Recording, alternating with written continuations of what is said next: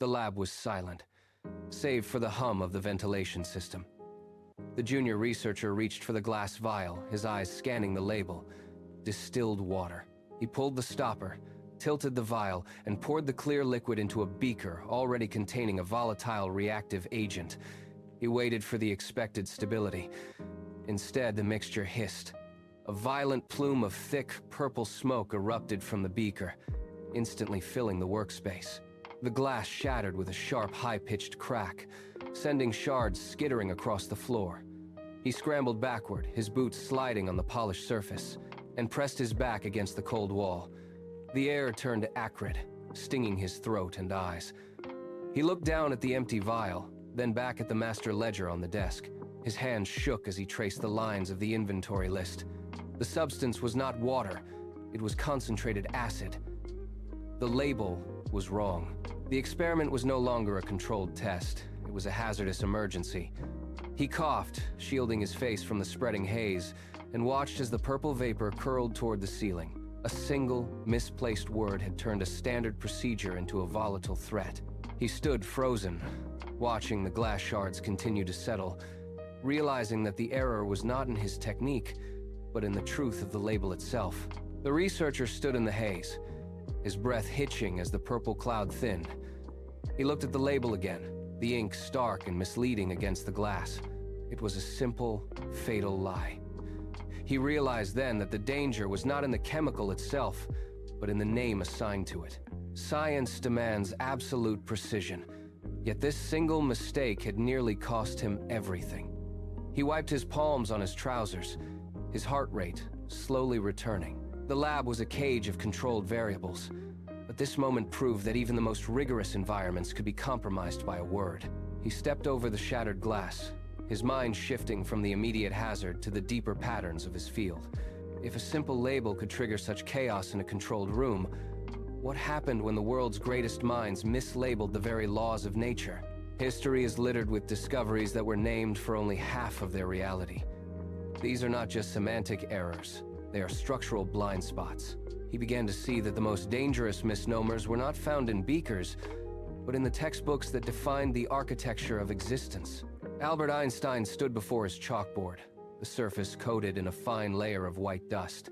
His hand moved with rhythmic precision, etching complex equations into the slate. The air in the room was still, heavy with the weight of a discovery that would reshape the cosmos. He paused, the chalk hovering inches from the board, debating the identity of his work. Two names occupied his thoughts: the theory of invariance, or the theory of relativity. He turned the words over in his mind, testing their gravity. He chose the latter.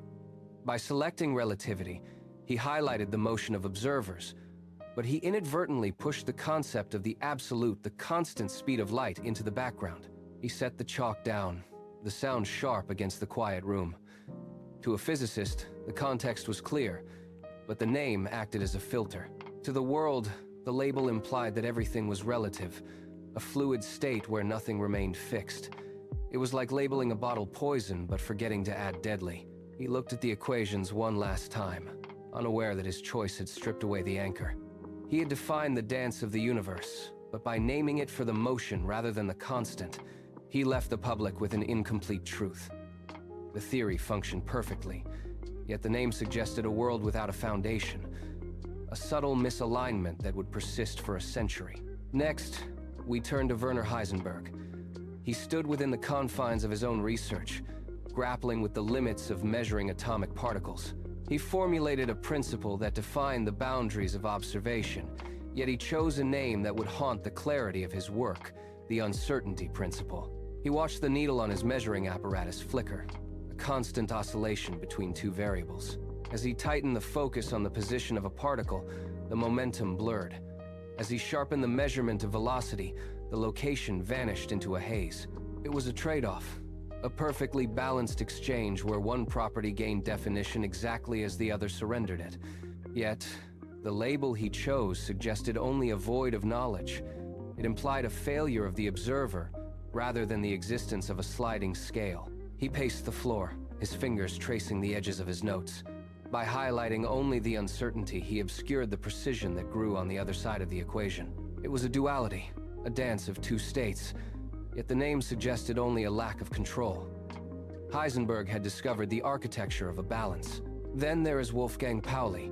He turned his attention to the architecture of the atom, specifically the way electrons occupy the space around a nucleus.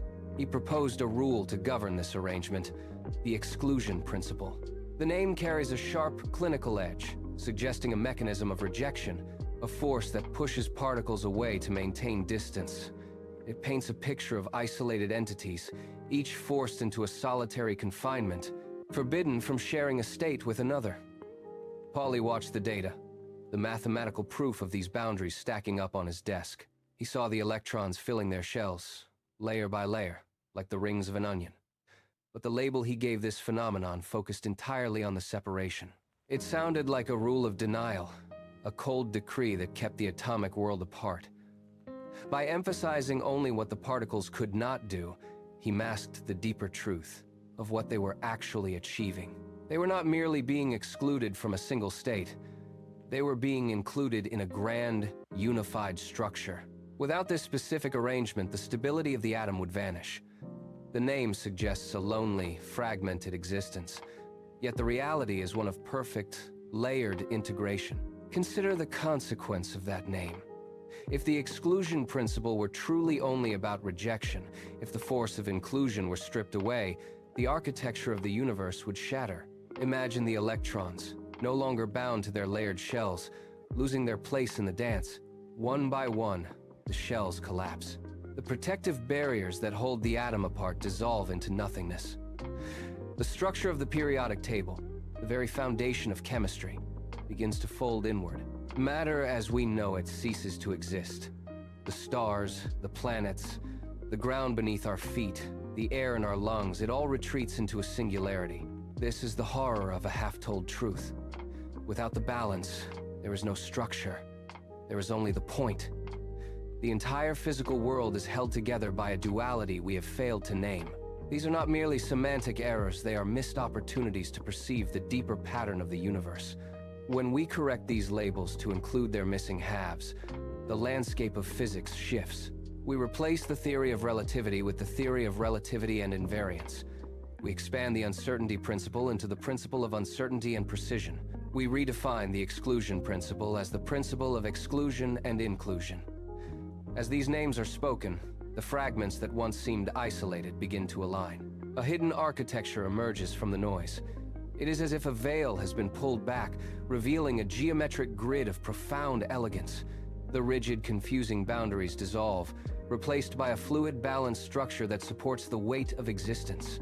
The architecture is majestic, vast, and perfectly symmetrical. It is the missing half of our understanding, finally restored. Nature does not operate on single concepts. It operates on pairs. The realization hits like a physical weight. The universe is not a collection of isolated phenomena, but a constant, rhythmic dance of duality. The absolute and the relative move in a synchronized orbit. The uncertainty and the precision flicker like a heartbeat, expanding and contracting in perfect measure. The exclusion and the inclusion lock together, creating the very space that matter requires to exist. This is the dance. It is not a static map, but a living, breathing motion. It is a relentless, beautiful exchange. Every action finds its equal and opposite partner.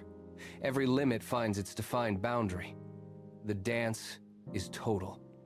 It is the fundamental heartbeat of existence. For a century, we have lived with a fundamental error. We looked at the universe and saw singular phenomena, naming them for only half of their nature. We labeled the world in fragments, ignoring the hidden partner that gives every law its meaning. This was not just a failure of language, it was a failure of vision. We treated the absolute as a separate entity from the relative. Science is designed to minimize error, yet the greatest error remains the belief that phenomena exist in isolation. Every truth we have discovered is merely one side of a coin. When we flip it, we find the other side waiting, essential and inseparable. The symmetry of the cosmos demands this balance. It is a constant, underlying architecture that dictates how matter forms, how light travels, and how we understand our place in the vastness. We stop looking at the pieces and finally see the whole.